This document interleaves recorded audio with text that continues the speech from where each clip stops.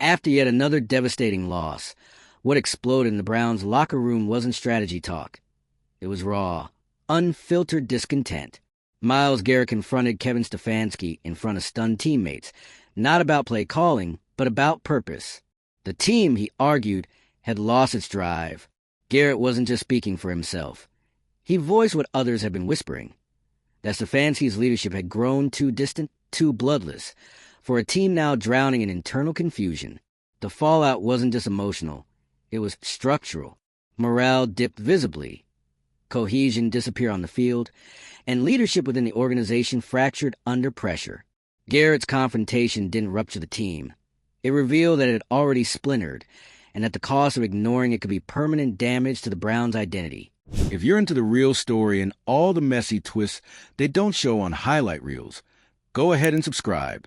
And if you're sticking around to see how this Browns QB chaos plays out, you should definitely be subscribed. The locker room was quiet, but not in a focused, locked-in kind of way. It was the kind of quiet that makes your skin crawl. The kind of quiet where everyone knows something's wrong, and no one wants to be the first to say it out loud. Until Myles Garrett did. After the Browns' crushing loss at MetLife Stadium, the silence was shattered. Garrett stood up and let it fly. The passion, the frustration, the years of watching this team spiral in circles. It all came pouring out. But this wasn't just about a bad game. It was bigger than that. He looked straight at Kevin Stefanski and called him out, not for a missed call, not for bad clock management, but for something deeper. Garrett accused his head coach of lacking emotion, of failing to lead, of letting the team drift into something unrecognizable. He said the fire was gone. The belief was gone. The identity, non-existent. And no one stopped him. No one stood up for Stefanski. No one interrupted. No one said, "That's out of line," because deep down they knew it wasn't. Garrett said what everyone else had been thinking, but couldn't bring themselves to say out loud. And that moment, that was the crack in the dam. It wasn't just a heated locker room outburst. It was a clear sign that the Browns were unraveling, that trust between players and coaching staff had snapped, that the leadership Stefanski once represented no longer resonated with the team, that players didn't believe in what was being sold to them anymore. And once that belief is gone, you're done. From there, the public fallout came fast. Media outlets latched onto the confrontation. Leaks started trickling out, then pouring. Whispers of a fractured locker room. Reports of discontent. Stories about how long this divide had been growing behind the scenes. The Garrett Stefanski moment was just a match. The fuel had been building for weeks. And Stefanski's response? More of the same. Calm, measured, detached. The same tone he's always used. The same one that's now being read as disinterest. He tried to project stability, but the locker room didn't feel it. The fans didn't feel it. The media didn't buy it. It felt like someone trying to put out a fire with a spreadsheet. Meanwhile, Garrett doubled down with a social media post that didn't name names but didn't have to. He hinted at something far more serious than frustration. He suggested that the foundation of the team was breaking. Not shaking, breaking. That doesn't sound like a man who thinks things are going to get better with a team meeting and a rah-rah speech. And that's the problem. This is no longer about one argument. This is about what the Browns have become, a talented team with no soul, a roster full of potential with no direction, a franchise that keeps promising more, only to implode when it matters most. And fans are tired of it. They've seen this movie before. The names change, the jerseys change, but the plot stays the same. Hype, hope, collapse. And now, with yet another season teetering on the edge, they're watching it happen again, but this time from the inside out. Because the Garrett confrontation didn't expose football issues. It exposed human ones. Players didn't feel connected. The team didn't feel inspired. And Stefanski's methodical leadership style, once praised for its stability, now felt empty. The same cool demeanor that once brought calm to chaos is now being seen as the very reason chaos is spreading. Leadership only works when people feel it. And right now, the Browns feel nothing. Practices are reportedly tense. Game day energy is off. Sidelines are quiet. You can see it in the body language. Players aren't playing for each other. They're going through the motions. They look like a group of professionals clocking in and clocking out, not a team chasing something bigger. That's not just a rough patch. That's a collapse. And the worst part? This was supposed to be the year. All that talent, all that talk, and now it's at risk of being wasted. Not because the players aren't good enough, but because the leadership can't connect. Garrett's message wasn't disrespect. It was desperation. He's watched this team spin its wheels long enough. He knows what it looks like when passion dies. He's seen what happens when nobody steps up. And when he called out Stefanski, it wasn't a start drama. It was to demand change. The question is, can it happen? Because what comes next for the Browns isn't about wins or losses. It's about whether this team can even stay together long enough to matter. Whether Stefanski can change his approach and meet his players where they are. Whether the locker room can repair itself before it falls apart completely. Right now, the answers don't look promising. The divide between player and coach is too obvious. The morale is too low. The confidence is nowhere to be found. And if the Browns can't fix that, they're not just going to lose games. They're going to lose the locker room for good. It's not about football anymore. It's about identity, culture, leadership, trust. The Browns are standing at the edge. One step forward, they try to repair the damage, reconnect, and maybe salvage something from this wreckage. One step back, and the spiral continues until the entire thing breaks apart, piece by piece. Garrett gave them the warning, loud and clear. The Browns can either take that moment seriously, or ignore it and let the cracks become permanent. Because talent means nothing when the heart of the team is gone. And right now, it's gone. So where does this leave Stefanski? He's no longer the coach trying to fix a struggling team. He's the coach trying to convince his own players to believe in him again. That's a harder battle than anything happening on the field. Because emotional trust once lost isn't rebuilt through calm speeches and generic quotes. It's rebuilt through action, accountability, vulnerability. And so far, none of that's shown up. If anything's clear from this entire meltdown, it's this. The Browns aren't just at a crossroads. They're at the crossroads. Either the team listens to the message behind Garrett's explosion and starts fixing what's broken, or this becomes just another chapter in Cleveland's endless cycle of collapse. So now it's your turn. Do you think the Browns can recover from this? Is Stefanski still the guy to lead this team? Or has the emotional disconnect already done irreversible damage? Drop your take in the comments. Like the video if you've been watching this mess unfold and you're just as stunned by how fast it fell apart. Share it with someone who's been screaming at their screen every Sunday. And don't forget to subscribe. We've got more drama, more breakdowns, and more unfiltered truth coming your way. Because if this is what the Browns call professionalism, you know we're not done talking about it. The Cleveland Browns don't have a quarterback controversy. They don't have an injury excuse. They don't even have the luxury of blaming bad luck anymore. What they have, what's now been dragged out into public view, is a full-scale leadership crisis detonated from inside the locker room by one of the team's most respected voices. And once Myles Garrett spoke, there was no turning back. This wasn't some sideline tantrum caught on camera or an emotional overreaction in a press conference. This was a calculated, face-to-face confrontation after a crushing loss in the one place a team is supposed to feel unified, the locker room. But instead of unity, what followed was silence. No one defended the coach. No one intervened. No one told Garrett to sit down or pull back. Because deep down they agreed. And when your locker room agrees with a call-out that's strong, that public, that emotional, your team isn't just divided. Your leadership has lost the room. That's what happened to Kevin Stefanski. His calm, steady, measured approach has always been a talking point. Analysts praise it during his early tenure. In a league filled with yelling chaos and sideline theatrics, Stefanski was supposed to be the adult in the room, the stabilizing force, the coach who doesn't panic. But now, that calm has curled into something else, detachment. Players don't want cool-headed leadership when the team is falling apart emotionally. They want someone to show they care. They want someone who feels it with them.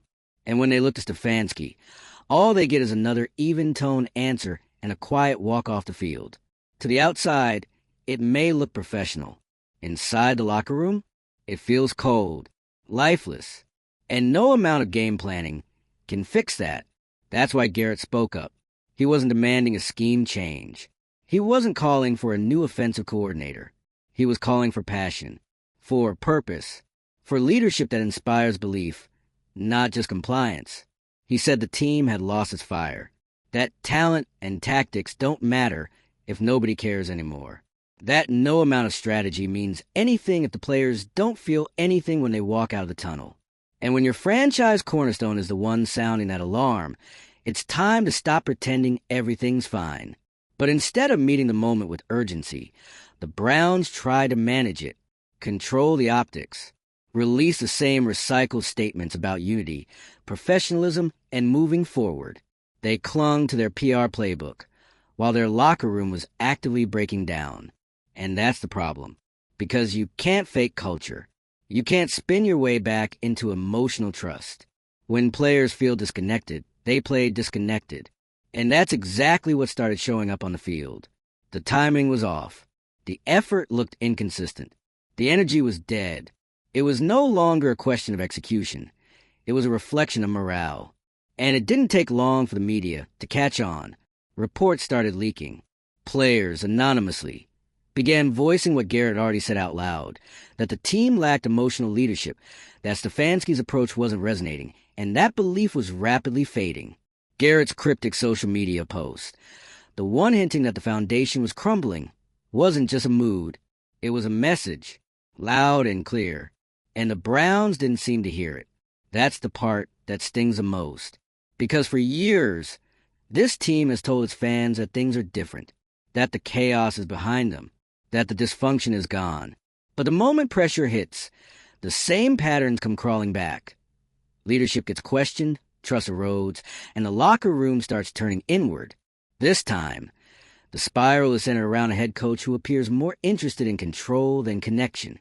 And that's a dangerous place to be when your players are openly wondering if he feels anything at all. Because in football, especially in this league, passion isn't optional. It's the fuel, the thing that turns a locker room into a team and a team into a contender. And when you lose that, you lose everything. Stefanski may not be yelling on the sideline or throwing clipboards, but leadership isn't about theatrics. It's about resonance. And right now, he's not resonating with his own players. You can see it in the way they carry themselves. You can feel it in the way they play. This isn't a slump. It's emotional disconnection. And the longer it goes unaddressed, the deeper the damage becomes. What's worse is that this didn't come out of nowhere. Garrett's frustration wasn't spontaneous. It was a result of a slow, building dissatisfaction with the direction of the team, with the feeling that week after week, the Browns were slipping further from what they were supposed to be, and no one was doing anything about it. He'd seen enough, and when he stood up and challenged Stefanski's leadership, it was a turning point. The question wasn't whether Garrett went too far. It was why it had to come from a player in the first place. Where was the urgency from the coaching staff? Where was the emotional accountability? Where was the sense that someone, not just anyone, but the head coach, was ready to take ownership and reconnect with his team? Because if Garrett hadn't spoken up, would anything have changed? Or would they have kept walking through the season like nothing was wrong, while the culture quietly corroded beneath the surface? That's the fear. That this moment won't lead to reflection, but resistance. That instead of listening, the Browns will dig in, defending the status quo, while the locker room slips away. But the clock is ticking. The Browns aren't just facing a rough patch. They're at a defining moment in their franchise history. They can either confront the emotional fracture that's been laid bare, or they can ignore it and hope it doesn't get worse. Spoiler, it will, because this isn't just about Stefanski's job security. This is about the soul of the team. Whether the Browns can reclaim the fire that's been lost, or whether this season becomes yet another wasted chapter in a story fans have read too many times before. The next few weeks aren't just about salvaging the standings. They're about salvaging belief in each other, in the mission, in the leadership. And if the Browns can't find a way to reconnect, authentically, emotionally, genuinely, then it won't matter how much talent they have. Because talent without trust is just a roster, not a team. So now it's your turn. Is this something Cleveland can come back from? Can Stefanski shift and repair the bond with his locker room? Or has Garrett's confrontation exposed a disconnect that can't be fixed? Do you think leadership has a future here? Or are we watching the early stages of another complete teardown? The volume's already been turned up. What started as locker room frustration is now a full-blown public referendum on the Cleveland Browns' culture, leadership, and future. And every day that passes without change, without answers, the narrative tightens like a noose. Kevin Stefanski's calm, methodical demeanor, the same energy that once made him the symbol of professionalism, is now being painted as the very thing dragging this team into emotional oblivion. The players aren't just tuning him out. They're living in a different emotional reality altogether. You can't coach people if you're not on the same frequency. That's the core of what's happening in Cleveland. And it's not just Myles Garrett who feels it. It's the entire atmosphere around this team. The body language on the sidelines is off. The post-game interviews are robotic. There's no fight, no joy, no unity. Even after wins, which are getting harder to come by, there's no real celebration. Just relief. Like they escaped something, not like they earned it. And that's a problem. Because you can scheme your way out of bad matchups. You can adjust play calls when your game plan falls flat. But you can't coach chemistry. You can't fake motivation. That has to be real. It has to be felt. And right now it isn't. Garrett lit the fuse in that locker room. And instead of using that moment as a catalyst to reset and regroup, the organization tried to contain the damage. Stefanski in the front office acted like it was just a flare-up, a blip, something that would blow over. But the Browns aren't suffering from a bad moment. They're suffering from a deep fracture that's been growing for a long time. And the longer they deny it, the more permanent it becomes. This isn't just a coaching problem. It's not even just a player-coach disconnect. It's systemic. It's what happens when expectations are sky-high, but the internal structure can't handle the weight. It's what happens when communication is inconsistent, leadership is misaligned, and players start realizing that trust the process is just code for don't ask questions. Garrett asked questions, loudly, and when no one had answers, that spoke volumes. And now, the cracks are showing. Sources are saying the team is split. There's an emotional divide between players who still want to believe in Stefanski and those who've already moved on mentally. Practices are tight-lipped. Conversations are more about damage control than growth. Players are just trying to get through it. That's not football. That's survival mode. And it's showing up every Sunday. There's no rhythm. The effort feels inconsistent. Game plans don't feel lived in. They feel applied like instructions from a manual. It's stiff, uninspired, and fans see it. They feel it because Cleveland has been here before. Too many times. They've seen potential get wasted. They've seen rosters that look like contenders on paper fall apart because of things that can't be measured with stats. Belief, unity, culture. This team was supposed to be past that. They were supposed to have the structure, the leadership, the maturity to push through adversity. But instead, they're collapsing under it again. And at the center of it is a coach who, for all his football IQ, is struggling to connect with the human side of leadership. You can be the smartest guy in a room and still lose the room. That's the reality Stefanski's facing now. And unless he figures out how to close that emotional gap fast, he risks becoming yet another Browns head coach whose message just didn't land. It's not a scheme issue anymore. It's a trust issue. And the hard truth is, once that's gone, you don't get many chances to win it back. So what happens next? Does Stefanski change? Does he step out from behind the analytics and game scripts and finally address his team? Not as a system, but as people? Does he listen to what Garrett said and actually hear it? Or does he double down, hoping that another week of business as usual will be enough to ride out the storm? Because here's what's at stake. Not just a season, not just a playoff berth, but the soul of the team. The Browns have a choice. Right now, today, they can treat Garrett's explosion as an isolated incident and keep pretending the ship is steady. Or they can look at it for what it really was, a desperate, raw plea for reconnection, for a purpose, for leadership that doesn't just manage players but motivates them. If they ignore it, this team will drift further apart. You'll keep seeing confusion on the field. You'll keep seeing post-game interviews full of blank stares. You'll keep hearing whispers from inside the building about morale problems leadership gaps, and players who don't know what they're playing for anymore. But if they listen, if they confront the truth Garrett forced into the open, then maybe, just maybe, they can salvage more than a record. Maybe they can rebuild belief. That's what makes this moment so pivotal. It's not about whether Kevin Stefanski is a bad coach. He's not. He's smart. He's strategic. He knows football. But right now, none of that matters. What matters is whether his players still feel like he's with them, that he gets it, that he's capable of evolving his leadership style to meet a locker room that clearly needs something more than calm and composure. Because leadership isn't static. It grows with the team. It adapts. And the Browns have grown emotionally as a roster and expectations. What hasn't grown is the leadership at the top. That's why this moment isn't just dramatic. It's defining. This team has the talent to compete with anyone. But talent without unity is wasted. Passion without direction burns out. And leadership without emotional connection, it loses the room. So what now? Do the Browns course correct and lean into what their players are asking for? Or do they keep ignoring the emotional writing on the wall and let the season slip into the same fog of disappointment that's haunted Cleveland for decades? You already know what we're hoping for, but we want to hear from you. Are you still riding with Stefanski? Do you think this locker room revolt can lead to real change? Or are we witnessing another painful collapse in real time? Drop your thoughts below. Like the video if you're stunned by how fast this turned toxic. Share it with a Browns fan who's still holding out hope. And subscribe to stay locked in. Because when the cracks are showing and the team starts slipping away from the inside, we'll be right here to break it all down.